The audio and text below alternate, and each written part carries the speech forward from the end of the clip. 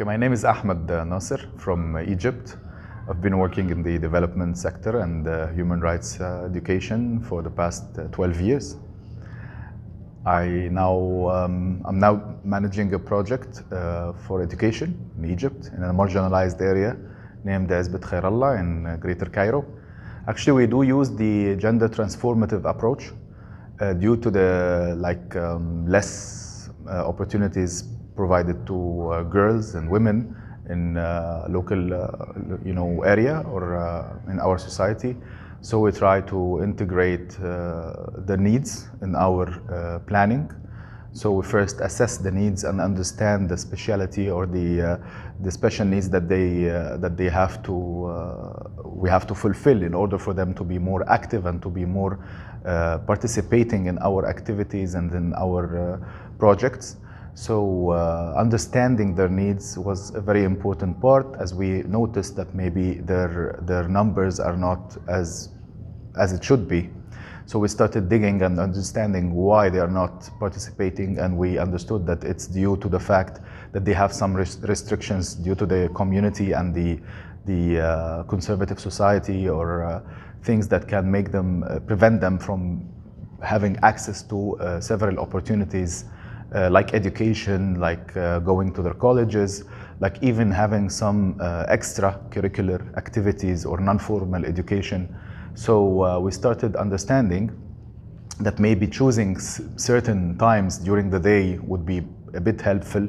For instance, assuring the families that they are in a safe space and there will be no harassment. We have policies, anti-harassment and anti-sexual abuse and whatever. And we started building trust relationship with the community, and afterwards, like over times, when that was repeated several times, it gave us a space in order to invite them and give them space to express themselves and to have safe spaces for them, for education and for expressing their needs and everything that is like helping them to develop their abilities and skills. So the importance of the approach is that it gives people access to their rights. The right to education is a very important right and a very basic human right. Being not able to access high quality education or proper education is actually violating your human rights. So understanding this and understanding their needs was very important in order to give them this kind of access, so they would have this right.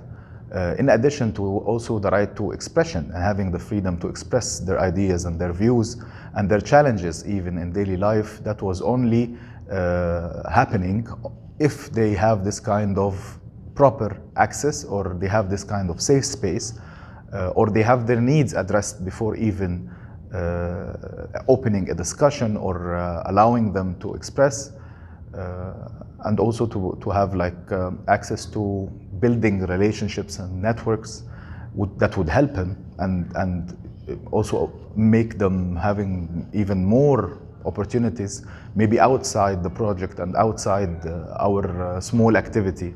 So it helped us a lot, building networks and building relationships among different people from different genders and coming from different backgrounds, having different needs, allowed them even to develop their skills and to develop their opportunities and their work opportunities or things that they need to access. I can share a story of a girl that we were working with, and she had a disability. She was visually impaired, and at the same time she's a girl.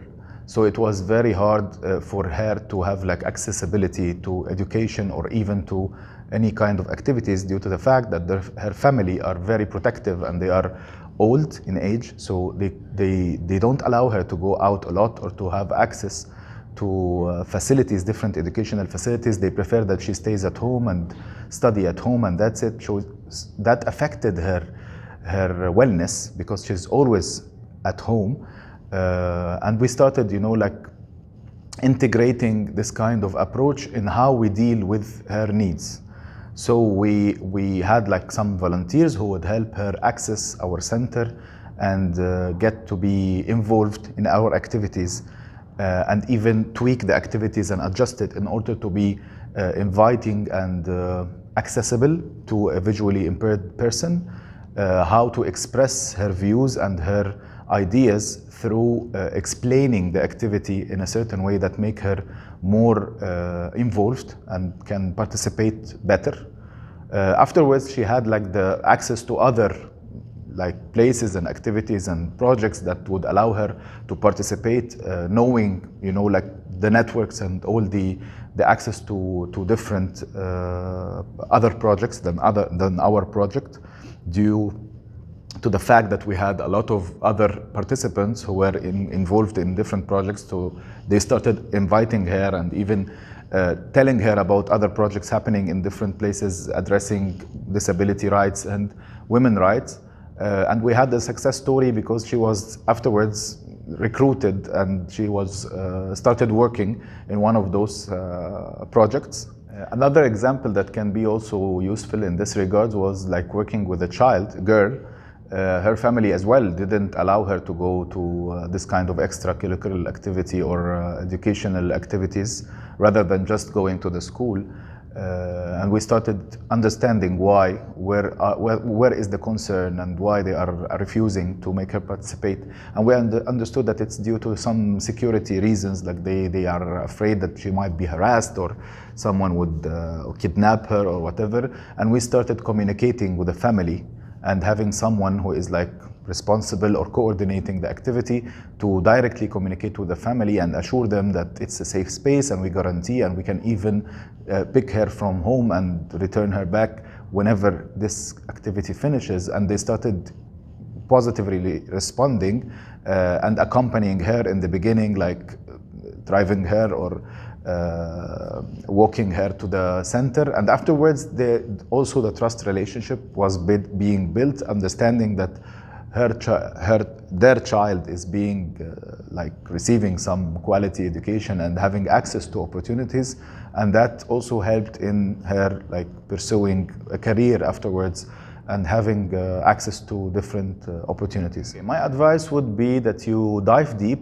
in the needs of your target group or your people, constituencies, to understand what is the barriers and the challenges facing them, especially women and girls, especially different genders.